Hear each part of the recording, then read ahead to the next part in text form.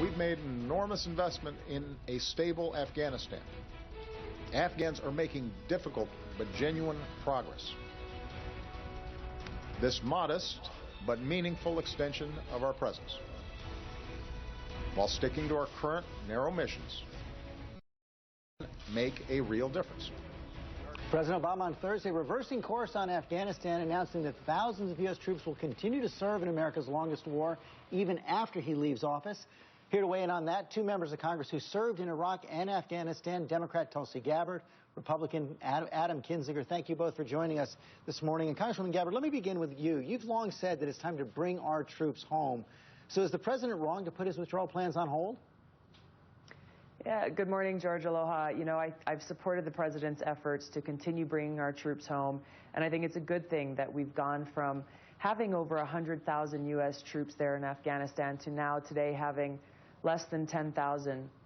I think looking at the situation on the ground in Afghanistan, we have a continuing increased presence of both ISIS and al-Qaeda, so I agree with the president's decision to keep some of our troops there, primarily to assist the Afghan security forces, both with intelligence as well as with training, as they work to take out our common enemy, the Islamic extremists, ISIS and al-Qaeda.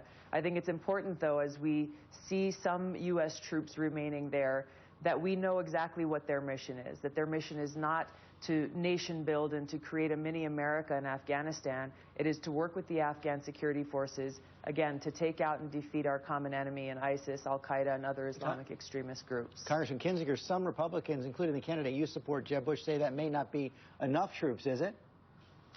Well, I don't know. The president, with his military experts, has said 9,800 is going to be what it takes. That's fine. I mean, here's the thing. A few years ago, and I give the president credit for reversing strategy here and saying we're going to maintain this presence. But 2 years ago, we could have all predicted this when he said we're going to go down to 5,500 and then just an embassy presence. Seeing what happened in Iraq and then seeing what the situation in Afghanistan, we all knew it was going to happen, which is to the next point, you know, the president has to say 9,800 troops, and then we're going to go to 5,500 by the time I leave office. At the end of the day, announce a strategy and a way to win. We're going to stay until the Afghan government can stand on its own and not necessarily artificial numbers. Any reason to think that's anytime soon? No, it's probably not. We're probably going to be there for a while. I mean, look, we're still in South Korea. We still have a presence in Kosovo.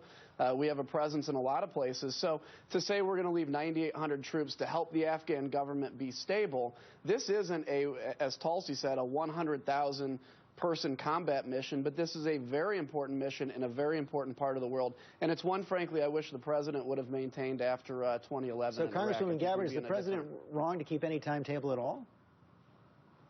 No, I think you've got to look at exactly what's happening on the ground.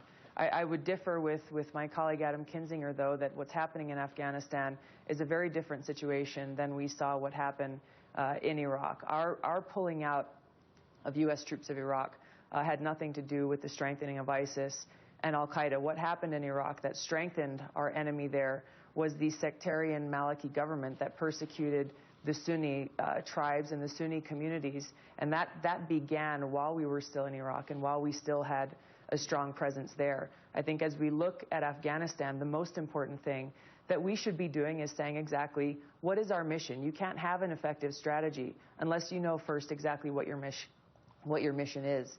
And our mission should be to focus on those who attacked us on 9/11 and who continue to wage war against us.